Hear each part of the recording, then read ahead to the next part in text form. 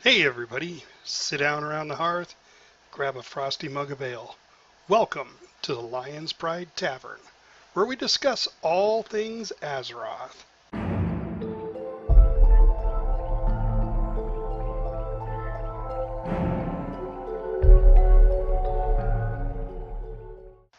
Hey everybody, welcome to the Lion's Pride Tavern podcast number 30. Tonight we talk about our fantastic raid weekend run, and some of the top guilds get punished. Also, patch 7.2, enough said. But before all that, let's start off with introductions. I'm your host, Fafford. I play a Dwarven Beastmaster Hunter in the awesome game World of Warcraft. Next up, we have Joe Bowie. Hi, I'm Joe Bowie. I play a Worgen Fire Mage. You know, I just love saying your name, Joe Bowie. It's so much fun. You'd be surprised Next, how many people get it wrong, though. I know, right? Next up is Lorelei. Good evening. It's Lorelei, your Night Elf Fury Warrior. And yes, my name gets mispronounced too. Yours gets misspelled a lot too. Well, it's gone through several spellings. This was not the original spelling. And the original spelling was Loreli. And everybody would call me Lorelli. And I'm like, really? Y'all never watched The Little Mermaid? Seriously? You people have kids. And Epistle is on vacation. Can't believe it. Aloha. Good for him. Yes, right? He is on his way to Hawaii. So, Epistle, we miss you, but get a little sun, will you? Next up, we have the one that you can never misspell, Tappuccino. Or mispronounce, I think, as well. Hi, I'm Tappuccino, your Night Elf Restoration Druid. All right, so let's start off with our raid this weekend. Joe Bowie, give us a recap as always. Well, this week on our Friday night raid, we blasted through the first 8 bosses, getting all the way through Star Augur and High Botanist and all them. And it was a really nice, generally clean run. I think we had one little hiccup on Spellblade, but it was just a positioning and timing thing that just went wrong, and cleaned it up and moved on. But then on Saturday night, we took down Grand Magistrix Elisand, which was our first kill on that, and only our second night actually attempting that boss, which was really great. We got her on the 3rd pull, and it went pretty darn smooth. I think people picked up the dance steps pretty fast, and we did a great job on that. Moved on to Gul'dan, and we got 3 pulls on Gul'dan. We did some shifting around of strategies in the middle of it, and people still need to get used to it, but we did get them down to 24%, I think, on one of our pulls, which was pretty darn good. And I think with a little bit of cleanup and a little bit of practice, I don't think he's far from getting defeated by us. Yeah, I think next week we're going to be announcing that we've completed it. Yeah, But we'll I think see. so. We'll see. You know. I think I saw 22% on the first poll. Was it 22? I thought. Yeah. Yeah, I couldn't remember either. It was right in the 20s. I know that. Yeah. But Pretty fantastic. Exactly. Let's talk about the one right before Gul'dan. Elisand, yes. Let's talk about what we did on our strategy and what you might have, because Joe Blue, I kind of let you run with the whole thing on that one because you had your, what you guys don't understand is Joe Bowie sent me a letter, one for Elisand and one for Gul'dan, and it was very detailed on exactly what was going to happen and everything. And he put a lot of work into both of these bosses because he wanted, he's passionate about us getting, going forward and getting these kills, and so I just want him to just kind of walk us through exactly what you did step by step with that fight to put it in everybody's mind and get us to take that one down. Well, one of the key things in that fight is really just managing when you kill the big blue ad. There's two ads. There's a blue one and a pink one, and the blue one slows things down, and the pink one speeds things up. Especially like when after they die, they create a bubble, and there's these rings in the first phase that are really troublesome for a lot of raids. And those blue bubbles, especially the blue bubbles, the pink ones help a bit, but the blue ones really make a huge difference. They'll create a gap in that ring, and it's a hard thing to pick up, and you explain to people, oh, well, this blue bubble is going to make a gap in the ring, and it's hard to kind of visualize it in your head. So one of the things I did was before the raid, I had as many people as possible like check out the line of sight video just before we raided, just because that video shows very clearly how those bubbles are used to move past the ring and to get through that mechanic, which is, in my opinion, it's the toughest mechanic of the fight. And so, I explained that part, and then got people to try and position a little bit better. Getting the range to the outside so we get a little less of the mess in the middle, which works most of the time, but not all the time. Not everybody's really practiced about when that spell's going out yet, but they did a pretty darn good job of it. So there was more room to move, and just a few little tweaks like that made all the difference. The other one was we had kind of forgotten about the balls that drop from above that put little swirlies on the ground that you have to have people stand in. And on our first attempt, we got through the rings, we got to the second phase, and then we forgot about those balls, and it about almost wiped us. So it was just a little bit of visualization on that boss, because it's such a dynamic fight, and it happens all over the place. And getting that timing right on those blue mini bosses is kind of essential. You kill the first one, and then you need to take two rings and kind of leave the next blue one up until that second ring goes by, because you really don't have enough time to kill the second one before another ring's going to come through.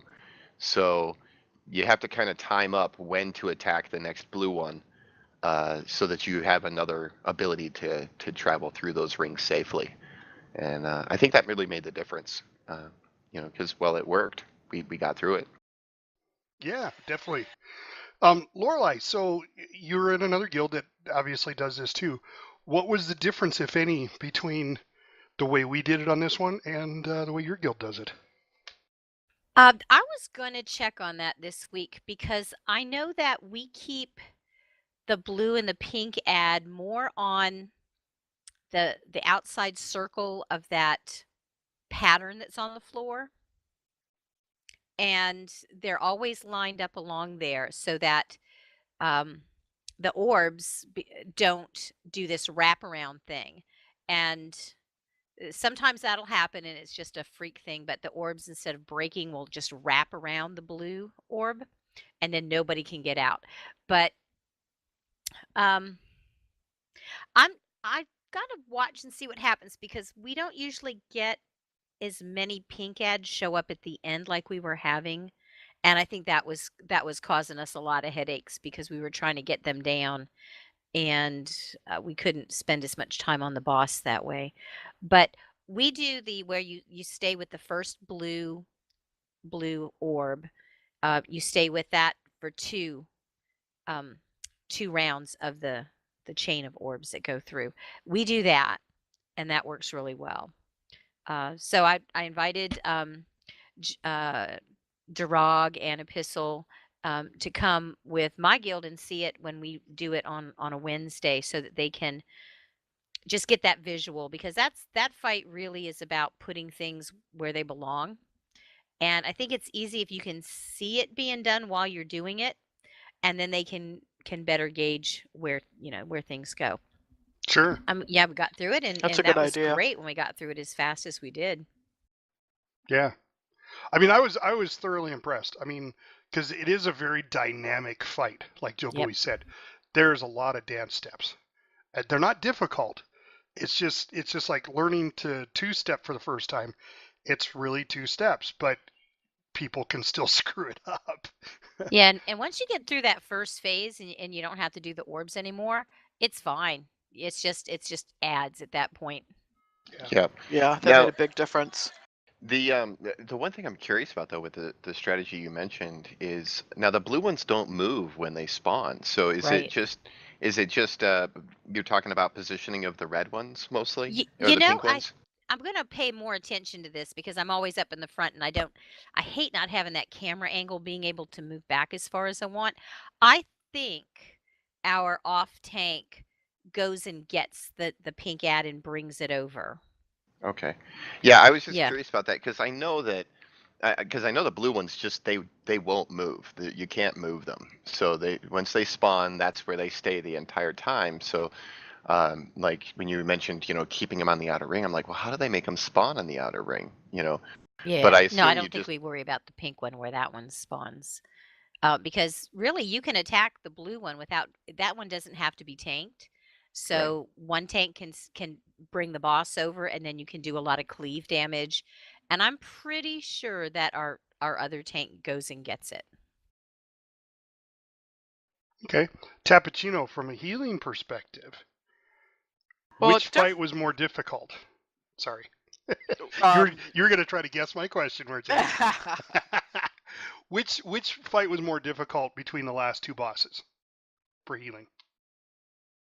well, I would say, you always have to surprise me, don't you, with these questions? Um, I think, well, Gul'dan, because we're just not used to the fight yet, was more difficult.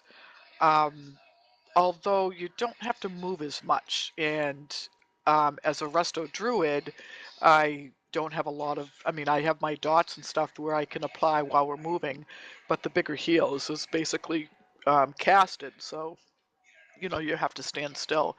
But at the same time, Elisanda, there's a lot of movement in that fight. But I think because we've got the dance steps, as you say, down, it was easier to heal that because we kind of knew what was coming up and stuff. So I think I'm going to reserve my judgment until after we fight Gul'dan and get him down, and then and get them both down a few times, and then and kind of and go from there.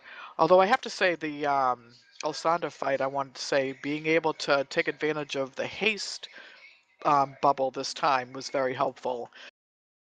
We having that called out, and that helps with the heals as well. Yeah, I have to admit, every time I heard Joe Bowie go, "Get in the pink bubble, get your haste buff," I was like, "Oh yeah, good idea." Yes, that was nice to that we're better in that fight, that we can that we know the mechanics, that we can start concentrating on those details and being able to take advantage of them. So I thought that was pretty useful for the whole fight or the whole raid. Well, on the Ghoul Dan fight going into that one for this week, I noticed like one of the key things that is like as people are getting used to it, that we're having trouble with is the flames of Sargeras, and because it's only a 3-second timer before you start dropping those pools on the ground, and it can be since it's so hectic, it's hard to tell when that comes up. So like I've gone ahead today and I put together a weak aura that is annoying and lets you know that you have 3 seconds to run, because it sets off alarms and whatnot. And Yeah, I can't wait to get a copy. yeah, I'll make sure I get that to you because and it just comes up and it gives you an alarm, and then it shows you the timer on there, so it's going to count down from 3. It'll go 3, 2, 1, on as far as the number goes, so you know when they're going to drop, and just to try and give people a little bit of an advantage, as far as like dropping those around. And there's little things like that you can do a lot of times in a lot of the fights that can help a bunch. Yeah, and those types of fights too, where you've got stuff that targets you, is definitely more heal intensive, because the healers get those too. So we're running away with so we don't get fire and everybody, so we're not healing, and it does become more of a challenge than fights where we may be moving around a lot, but we're still able to to heal people instead of running away and trying to drop something out of the raid. So those do make it more of a challenge to heal. Well, that's one of the things I wanted to bring up. So in DBM, and I love DBM, don't get me wrong, I absolutely love it, but I've noticed that their audibles, they just kind of check mark anything. So, for you guys that are playing and you have DBM, which I highly recommend any raid person to have is DBM. Learn how to go in, it's /DBM, and that brings up the fights, and you can see the bosses and go into each particular boss. And if you're having problem with one specific item, one specific mechanic, like the Jobu is talking about the orbs that drop out of the sky, and you got to get underneath of them and absorb that damage before they hit. Otherwise, it's massive raid AOE damage. I changed mine to the Headless Horseman's laugh. So I know when the headless horseman, goes off, I need to go run and get under one of those balls. And I noticed, and Bronzebeard pointed me out. He's like, "Oh, there's one across there," and I hit my speed. I was heading there, but I wasn't quite going to make it, so I hit my speed boost and got underneath of it. And I even heard him say, "Good job, Fafford." Because it's important to hear those audibles if it's not being called by one of the raid leaders. And it's, and I hate saying this, but it's awful difficult on the raid leaders to call out stuff for everybody, where if you can just make those little tweaks in your DBM, just the audible ones, like if you got to get away from something, use that "get away little girl" or whatever he says. That just gives you that back of the mind, I need to do something, type click in your head. That really works for me. So I'd highly recommend playing and tweaking with DBM. Now, here's the issue. In order to know exactly what the spell is, you need to look it up and see what spell's giving you that issue. And then to try it, you cannot do it during the middle of combat. You can only access DBM outside of combat, so in between wipes. So it does take a little bit of tweaking, but don't be afraid of it. Go in and try it. You can always hit reset to default, Yeah. but they're not ones that, DBM's not one that sets those, they just kind of set them generically, I think. What are you guys' thoughts? Joe Bowie? Well, with DBM, I run into a problem with DBM, and it's that I've been using it for so many years. It seems like that sometimes like the noises it makes are kind of like, I don't know, they don't alert me as much anymore because I'm so used to hearing them.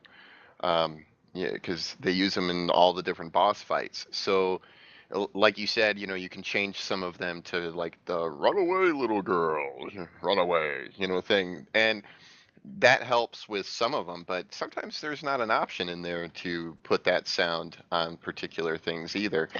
But so I have a little bit of a hard time with that.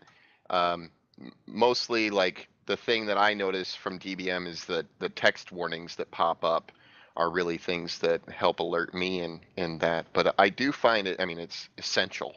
I mean, as far as a rating tool goes. Uh, but when it doesn't do that, that's when I resort to weak auras and I use really annoying sounds like air horns and warning sirens and stuff like that. And I can say that Joe Bowie's air horns are very effective. Yeah, well, Very effective. it's just when I hear that noise, because I don't use it anywhere else on any of my other weak auras or anything like that. And when I hear that noise, I know there's trouble and I've got to react. And I only usually use them for whatever one thing gives me the biggest problem on that particular fight, and then I'll go with that. But yeah, with DBM, I do a few tweaks here and there, but most of the time, I use weak auras if I'm having trouble with something, just because I can set the sound to something custom, or I can use some of the sounds that are already built into weak auras as a trigger in my brain that says, you know, do something, like with the Flames of Sargeras kind of thing, or the fell ejection on the Star Augur fight, things like that. So that's kind of how I use that. Cool. Lorelai, any thoughts on DBM and how you use it? I pretty much do what you say. If there's something where I need to run away, I like the runaway little girl. I like the headless horseman because that's really going to stand out when you hear it. And I just make sure I go through and try to find something that's related to what I need to do. And I don't know, I pay attention to it. I can hear it usually, and um, those sounds, they'll make me move if I need to. Yeah. Cappuccino? Um, as you guys all said, those are very critical add-ons to have. And what I like to have is, like Joe Bowie, when you talk about your air horns, I like to have something like that be consistent. Like no matter what boss it is, if you have to run and drop something, to use that same sound. So if it's something that you need to just step out of, maybe that's one particular sound that you can use, for any fight you're in. And then something that you have to run away and get out of the raid and drop it someplace, to have that one sound. So whenever you hear it, you know that, oh, I've got to run and drop that someplace. I can't just, step aside or, catch balls or whatever. So I think I like to have that consistency, because then that just keeps me on top of, what I have to do in the middle of all the chaos that's usually going on. That's something I'd kind of, I noticed a little bit of a trend there, which is that a lot of us rely on the audible, the sound that we hear, and that triggers that we have to do something, because a lot of times, we're looking around. But, part of that, like, it makes me think that I wish Blizzard would do more with like visual or sound effects or something like that when things get applied to people, because I mean the debuff window, yeah, there's the little debuff bar of things that get on you, but I almost never look at that Yeah, I never personally, see it. and I mean, it's so small. yeah, I mean, Yeah. I see the stuff that comes up on the screen, but it's, when there's a lot of things going on, you don't always see that either. I Yeah. mean, you try to look for it, especially if it's something you've got to call out, or, it's going to be hitting, so many people, but, at the same time, it's not as noticeable as like the audible stuff. Sure, and there are some clues that come up, but they're not always necessarily for you, or that you can see clearly. Like on the Star Augur fight, when the fell eruption comes out, the first thing that happens is it puts a little swirling ball of green above one player's head, and then that ball splits apart and shoots into little balls that fly around the room and hit other players, and then those players get the fell ejection on them. And it seems to me that it would be better if, like, the players who are going to get the fell ejection got the swirling ball above their head, so that that's a clue. Oh, I'm going to get the spell ejection in a moment, and then they can prepare for that, and they can, because they can see it clearly. Oh, a swirling ball just appeared above my head. And for like the Flames of Sargeras, I know there's some visual clue, but I just kind of wish it was slightly more obvious and that they did more with it than what they currently do. But maybe maybe they do that because they want it to be harder. I'm not sure. Yeah. I like it when they put the little box. You can see the little box that says, "Oh, you've got this." I know they do that on the Tichondrius fight when somebody's got blood. You're gonna have carrion swarm or whatever that swarm is that you get. That's nice because you can't not see that. It's right above your head. Right. I did notice, I think it was built in that the debuff that people get towards in the third phase of the Gul'dan fight, I saw little a little ball swirly looking thing above some people's heads. And I think that was the debuff that you get in that Gul'dan fight. Um, the the it's kind of like the plague. It's the persistent wound thing, or the wounds that you get. I forget the name of it off the top of my head. It's part of the third phase of the fight, and there was just these little like grayish, bluish looking balls that appeared above some of the players' heads, and I think that might have been a visual indicator as to who gets those debuffs on them. And that's kind of important that they have something like that, because the healers have to heal those people up because they're going to take a lot of damage. So I could see that as being something that they put in there. But of course, I don't know. I don't think that was an add-on thing doing it. I think that was just straight Blizz that was doing that. I was going to say, I truthfully don't remember seeing any gray swirly things in that All fight. I'll have to watch for it. right, so I got a personal question to ask each one of you. It's all the same question, but each one of you gets to answer it. In your opinion, now that we've gotten to Gul'dan, are you overwhelmed or underwhelmed with the fight? Joe Bowie? With the Gul'dan fight specifically? Yeah. I mean, here Um, we are. We're battling. I mean, the whole lore is based around Gul'dan, based around the Fel energy that he uses, and here we are. We're going up against him, and I don't know. I guess I thought he should be 10 feet taller, but that's my he opinion. he does get 10 feet taller in the third phase there. Grows big and mean looking, starts to look oddly fiery instead of green fiery, which I thought was like I thought there was something wrong with that. When he kind of grows and looks enraged in that third phase and he gets bigger and tougher looking, but instead of like glowing with green energy, he's glowing with like red fiery energy, which didn't make any sense to me because that's not what Gul'dan's all about. He's all about the Fel energy and everything. So it seemed out of place, the color choices on that particular part. But I would say that I, I'm, I don't know that I'm really that underwhelmed because the way I look at Gul'dan, well, I've always seen Gul'dan as more of a uh, like a trickster that is manipulating things kind of from the sidelines. The guy who's pushing others into his schemes, but not necessarily overtly powerful himself. And so it kind of fits with how I look at Gul'dan. I know he's a powerful, fell wizard, I guess, or mage of some kind. I don't know exactly what his class would be or whatever, but caster.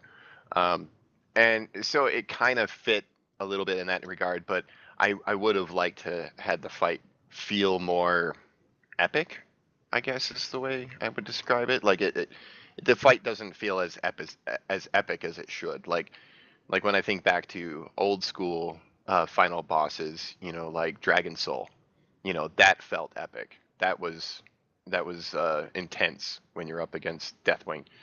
Uh, and but this doesn't feel that way to me, not nearly as much.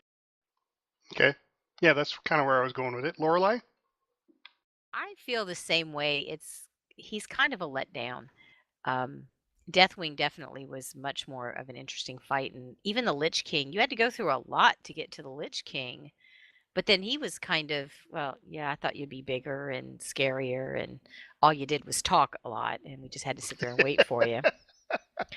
But yeah, it kind of all the buildup that we've had that Gul'dan's been behind everything, and then you go into the room and he's right there, and you get him down, and you're kind of like, that was it?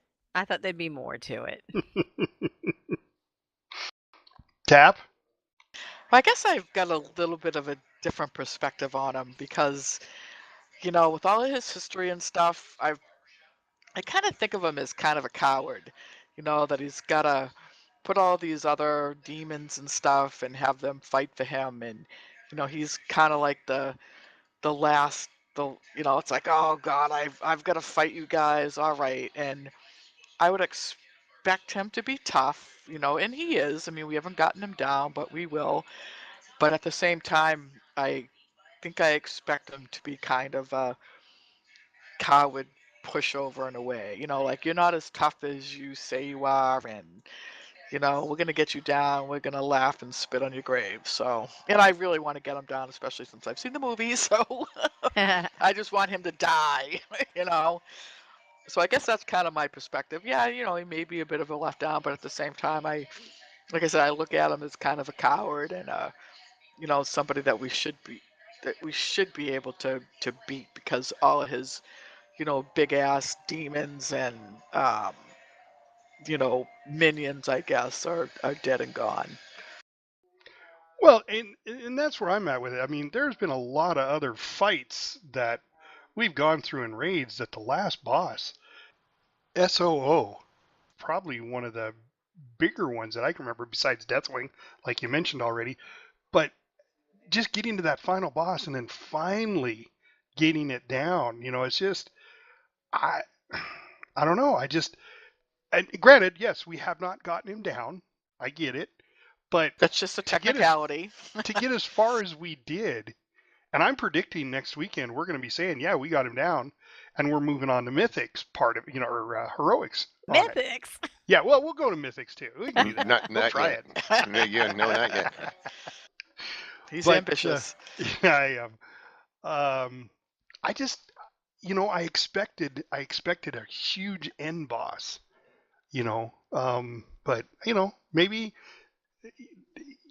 that's not where Blizzard's going with it. I don't know.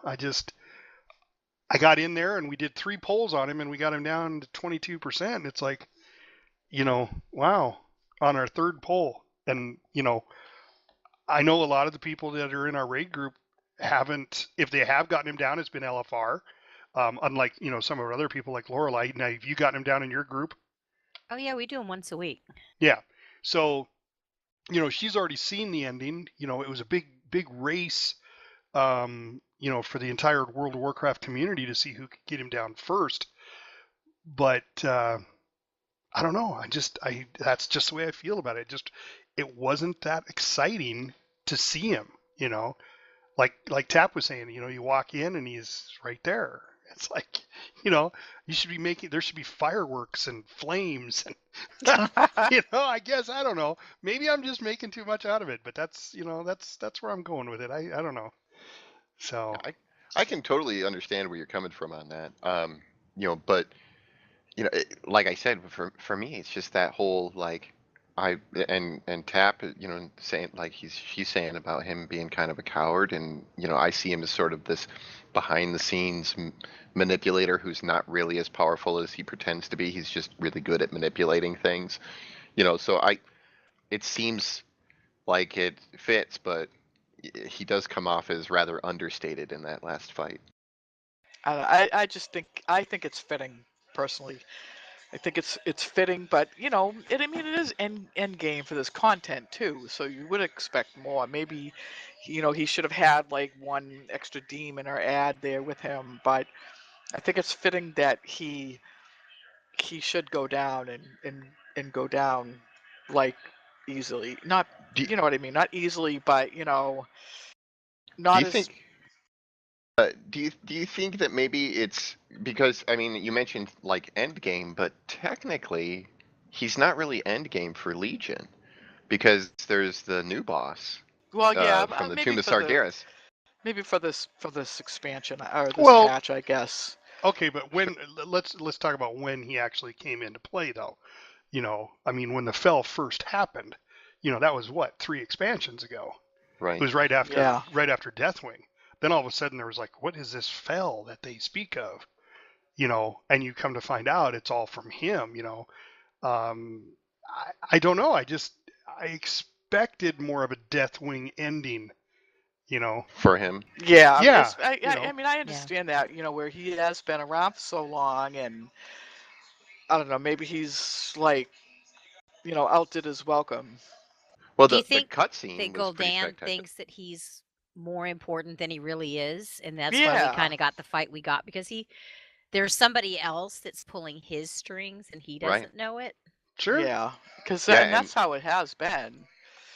Yeah, and I will say that the final cutscene there after you kill Gul'dan or after you take Gul'dan down, because I guess we don't actually take him out, but it's that cutscene was pretty spectacular. I really enjoyed it. No, I haven't seen it yet, so no spoilers. I haven't but, either. Um, Like, what cutscene? Wait a minute. Stay No, I to know the what end he's of the movie. I know what he's talking about, but yeah, I don't know. All right, let's move on. First of all, I want to talk a little bit about how to find us. We do have a new Facebook page. For those of you who don't know, it's facebook.com/Lions Pride Tavern. Please go there. You can see there's links there for our live broadcast of our actual raids on Friday and Saturday nights. It'll link you to the YouTube channel for that. Our podcasts are found obviously on iTunes, Google Play, and Podomatic.com. If you have any questions or comments, you can hit us up through Facebook. You can also hit us up at Lions Pride Tavern at yahoo.com.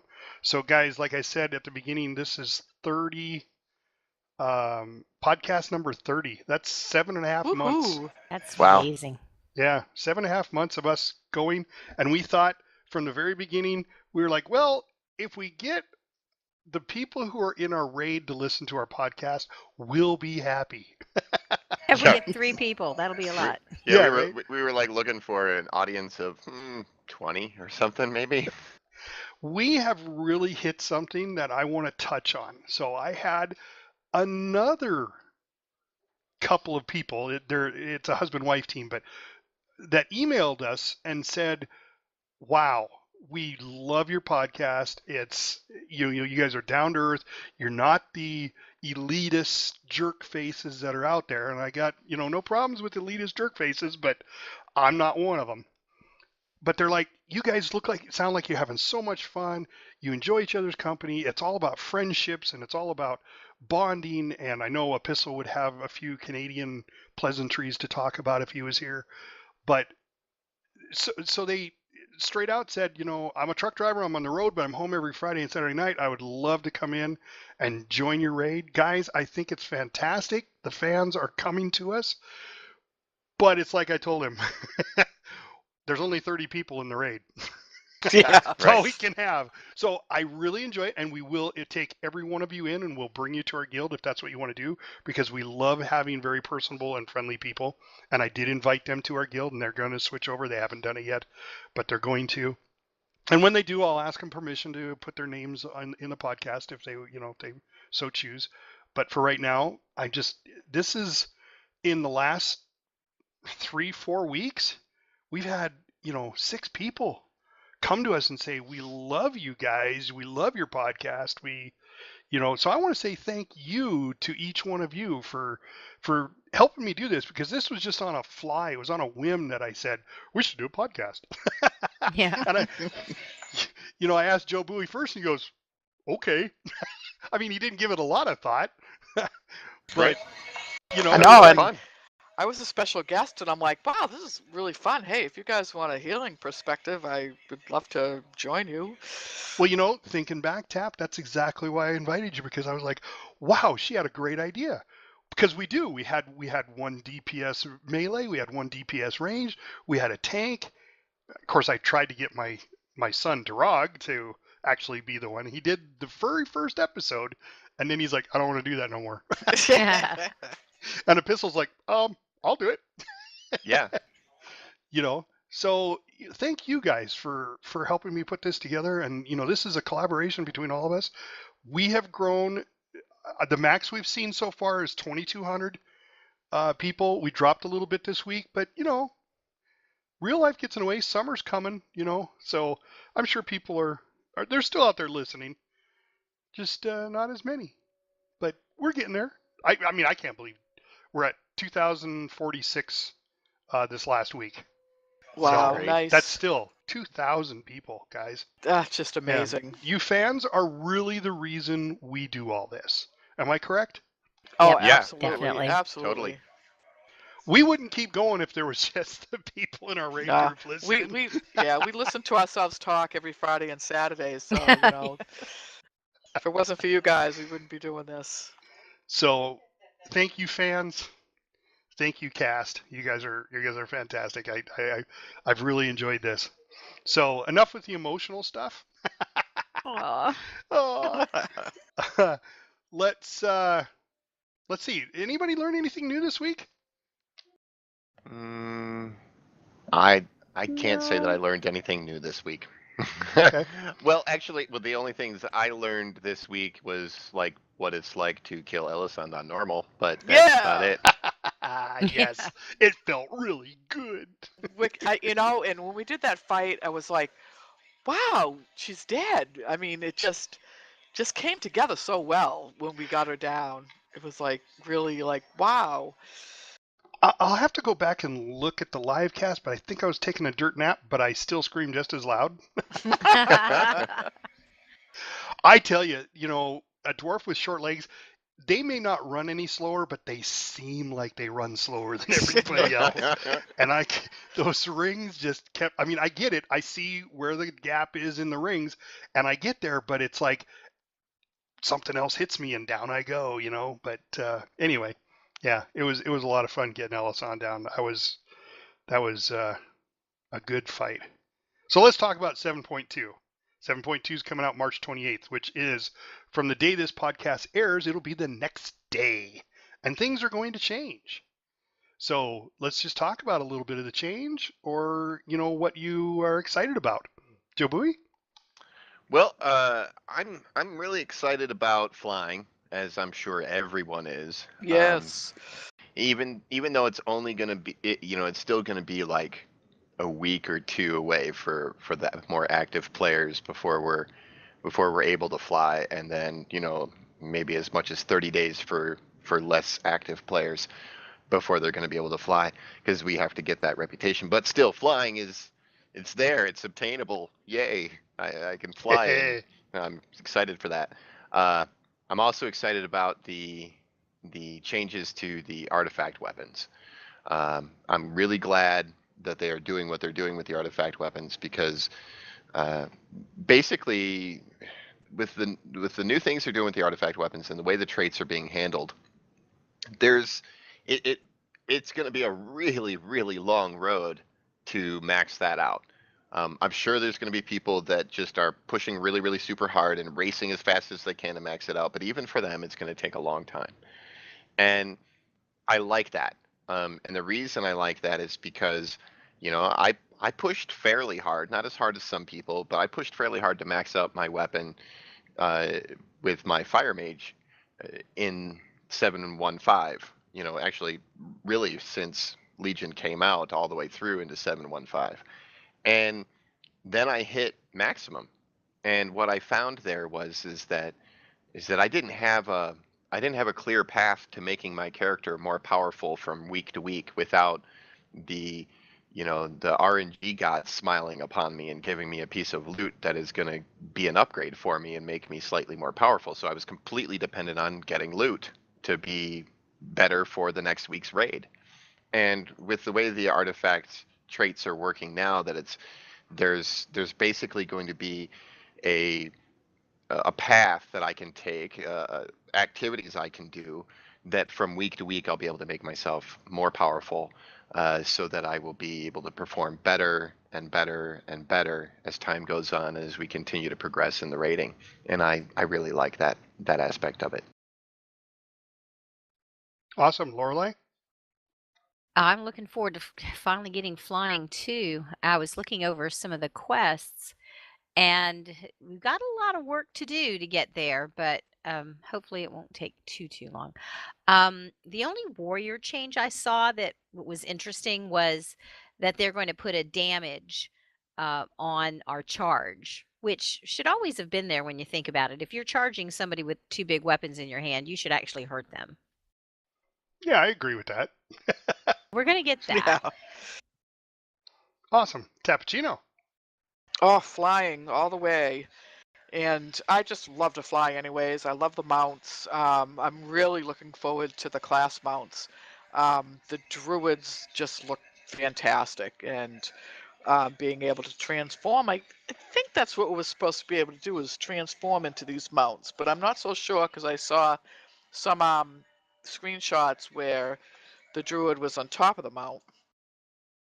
And being an herbalist and alchemist, I'm just really looking forward to being able to fly and do the whole farming with the herbs, because that's a wicked pain, and I don't see anything changing, as far as herbalism goes. So I'm really looking forward to being able to just fly around and pick my herbs that way, so I can make flasks and cauldrons for our wonderful raids. Cool. All right. So just real quick, yes or no answer if you want. Do you think it was a mistake for Blizzard to hold back flying? Now, I know they did it on the last expansion. It was Pandaria, or not Pandaria, Draenor. I know they did it on Draenor, but do you think it was a mistake? Yes or no? Uh, for this long, I think it was a mistake. I don't think it's a mistake initially, because I understand the reasoning behind them wanting us to experience the content. But I think flying should have been available once we got a max level character, and because we've gone through the content at that point, and I don't see any reason to make us keep having to run around on ground mounts. Okay, Lorelai? I agree. And maybe they could have done it once you got exalted with the factions there, then that was your big ta-da moment and you get your mount, your flying mount. But this it just makes it a drudge sometimes to get things done. And then knowing, oh, I've got 15 more quests I have to do before I get this, along with reputations and assaults, and it's wearing out very quickly. Cappuccino. Yeah, I think it's been a little long. Although with the flight whistle, it would have been a lot worse if we didn't have the flight That's whistles. true. So that really has helped, being able to get that when you hit 110. Um, and again, my main thing with the flying is with the herbalism. Well, I shouldn't say my main thing, but I think having to wait so long for it kind of hurts professions in a way, especially where they're kind of hard to um, get the mats for some of us. But yeah. I mean, we had to get exalted with what is it, 5 factions and all the quests we've done, and it's a pretty big world too. It's bigger than Draenor was. So yeah, it took a little while. I'll hope it's not too hard. Being able to get it, that it doesn't take forever, and that we can get it fairly quickly within the next couple weeks to a month, like Joe Bowie was saying. Yeah, very good.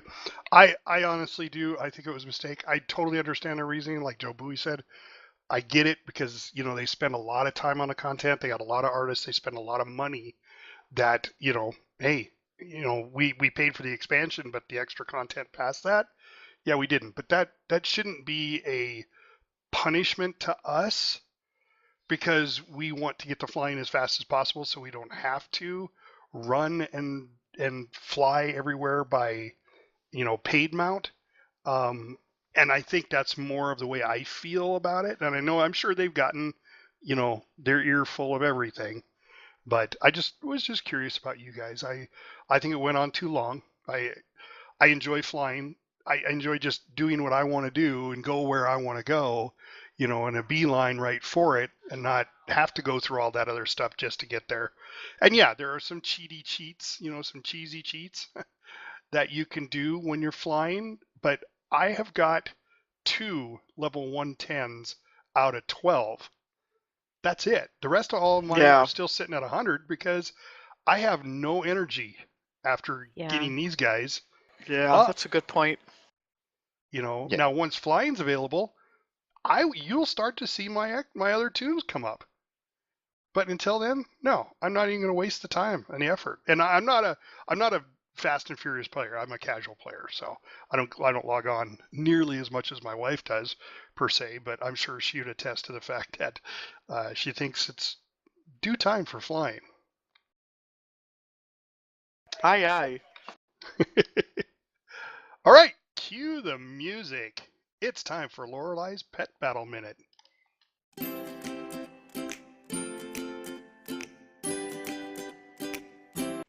Today, I'd like to give you my pet battle tip, and that is that you can power level your new pets by putting them first in the team rotation and then letting them hit if they're able to, or swap out as soon as the battle starts and swap out to your next pet. But they have to participate in order for them to get credit, and that'll be a very quick way to help level them up, along with your little tokens and your pet food and your safari hat. And today's Dalaran Pet Battle of the Week is Splint Jr., and he's a huge sewer rat. And I like to use a team made up of a Zandalari Ankle Render with Hunting Party and Black Claw. Your third attack's optional because you probably won't need it. Followed by a Zandalari Foot Slasher with Hunting Party and Primal Cry.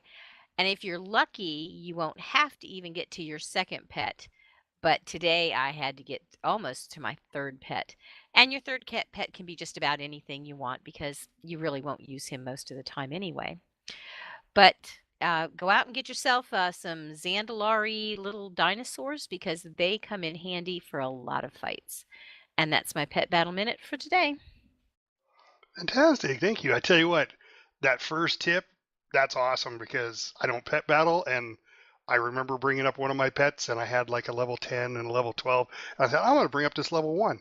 And I battled 4 or 5 times. I was like, why is he not going up in level? Well, because he has to participate. Yeah.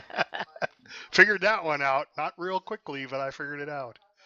So on to getting deeps with Joe Bowie. Okay, one way that you can improve your DPS is by utilizing stat weights. There are primary stats or attributes, which are intellect, strength, and agility. Those stats directly affect the magnitude of power of your abilities. But there's also secondary stats or enhancements that play a key role in how your character performs. Those stats are critical strike, haste, versatility, and mastery. Equipment you wear, as well as gems and enchantments, can improve both your primary and secondary stats. As an example, a cloak can be enchanted with improved intellect, strength, or agility. Rings can be enchanted with improved critical strike, haste, versatility, or mastery. Gem sockets, should your equipment have one, also provides a way of increasing those stats you gain from an item. There are gems for both primary and secondary stats. However, only one primary stat gem can be equipped at one time, and they're rather expensive, so choose wisely in what you put that in. Now, choosing gear with the appropriate primary stat is easy, and most gear these days does the job for you, utilizing the best primary stat for your character. But secondary stats, on the other hand, are something that you, the player, have to pay attention to as you acquire gear, and it will be up to you to decide if a piece of gear is better or worse for your character. A good step to optimizing your stats for your character is to use an add-on like Pawn to help you with the task. Pawn comes with generalized stat weights for every class and spec, as calculated by AskMrRobot.com.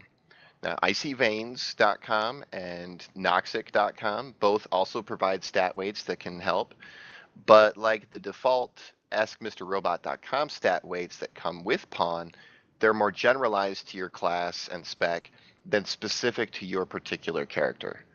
Now, these stat weights are a great starting point, but as a DPS, you can customize that further by using a DPS simulator such as Simulation Craft, which can generate stat weights for your actual tune.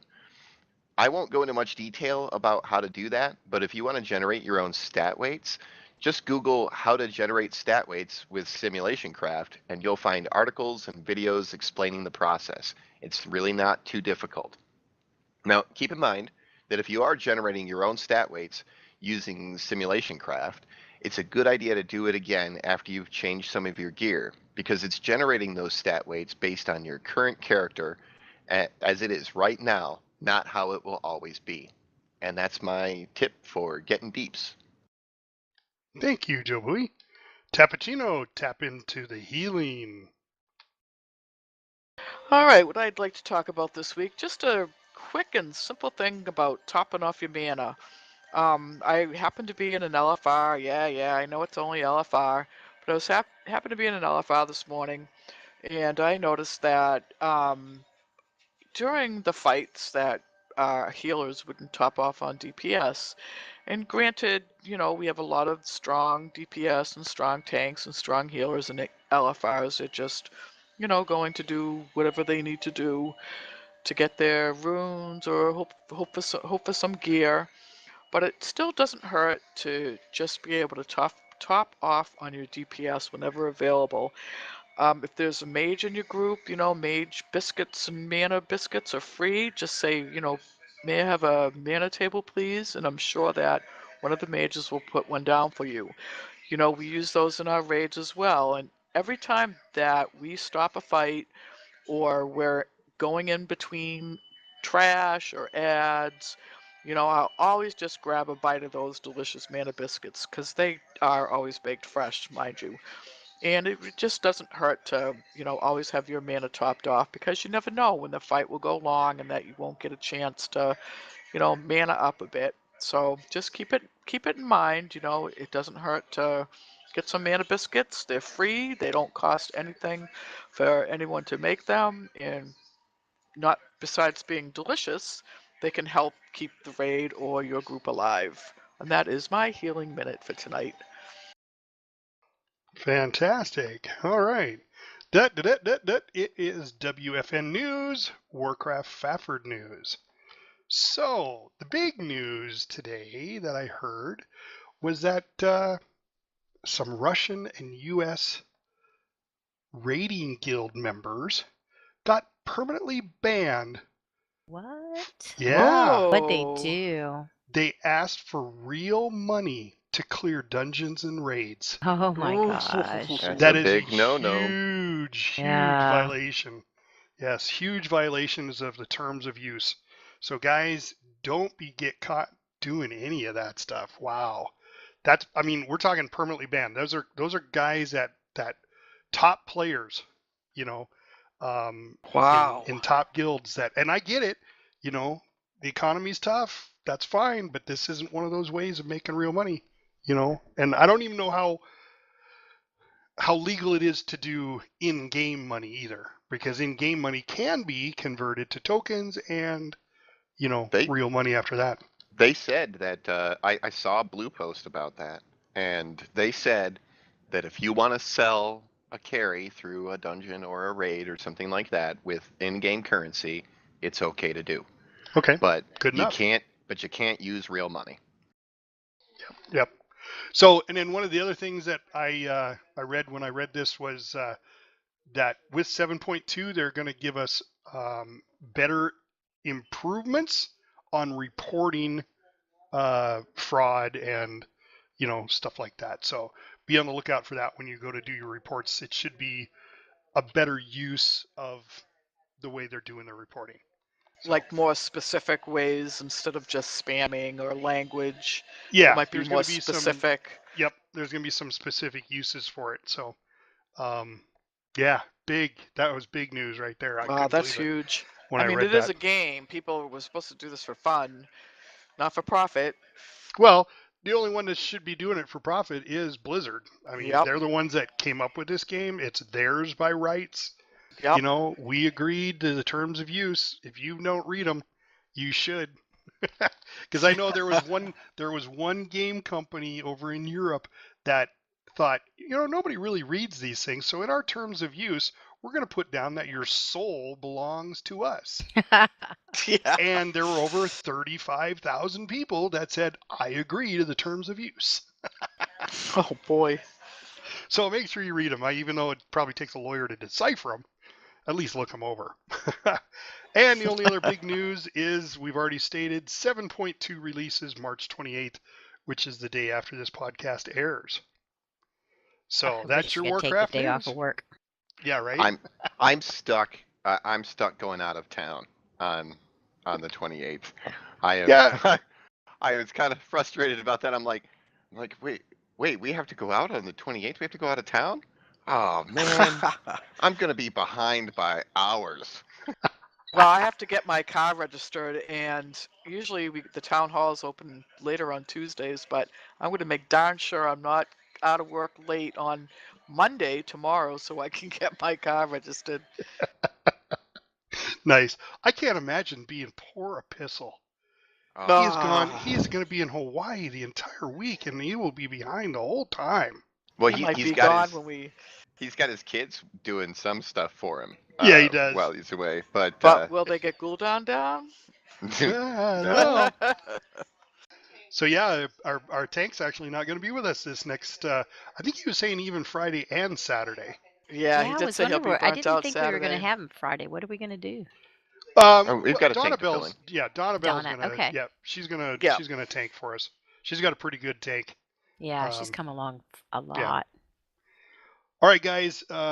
We usually wrap up the show with reminiscing the past, stories or memories of the older areas of the world of Azeroth, and we are going to do Swamp of Sorrow. Oh, Swamp of Sorrow. You know, one of the things that it's one of those little things in the game that I think are really fun. In Swamp of Sorrow, they have those little those cannons that you get shot around at, if I recall correctly. I think that's in Swamp of Sorrow.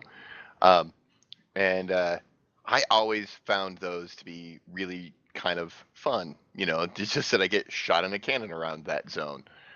You get a shot around a couple different places. And, the first time I did it, I was all like freaked out, because I got shot out I think it was to the ship first. And, because there's a ship out in the water. And I was trying to like pop my slow fall or something because I thought I was going to land and die because I just got shot like as far as I usually go when I fall and die. So that would be my memory for Swamp of Sorrow right there. Lorelei. Ooh, I did Swamp of Sorrows a long time ago. And I think the one thing I remember about that place, and I know I didn't enjoy questing out there, even though it was a tiny zone, is there's a horde camp there too, an alliance base. They didn't have as many as they have now. There was one of each. And you couldn't run down a road without getting chased by an NPC horde or by every crocodile. And I don't even remember what else is out there. I just remember there were tons of crocodiles. But you couldn't go anywhere without getting run down and killed by something out there that didn't like you. So Yeah, it wasn't my favorite place. I got killed by the horde there too, actually. I I was think everybody that running was did. one down of the those road. horde I'm things like, where oh, it's like, oh, let me run down a road. Oh, here's a place I can go to an inn. And of course, it's a horde inn. And, that didn't end well either. Yeah, I actually remember having to like, I got killed, and then I rezzed, and the guards still chased after me after I rezzed, and I had to like try and get away from them. Oh, it was horrible. Yeah, it takes you an hour to get out of that horde camp. Tappuccino.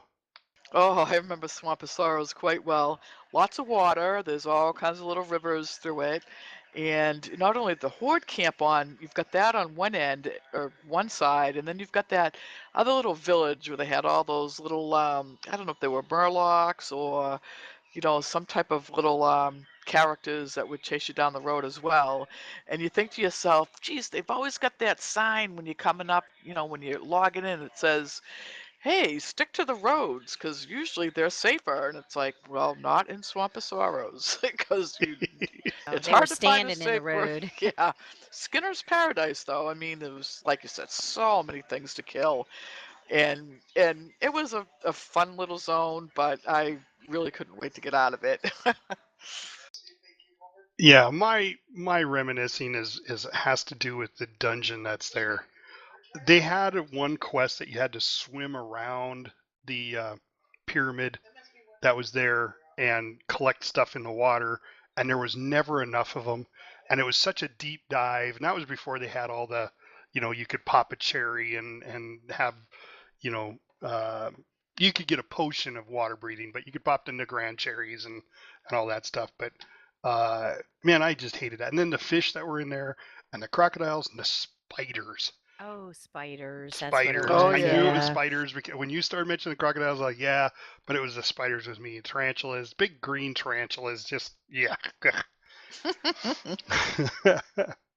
So yeah, that wraps up our show, guys. Number 30. Yay. Excellent. Woohoo! Thanks Thank you, everybody for everyone. coming. Thank you, Well, listeners. thank you for having us again. Yes, It's great. definitely.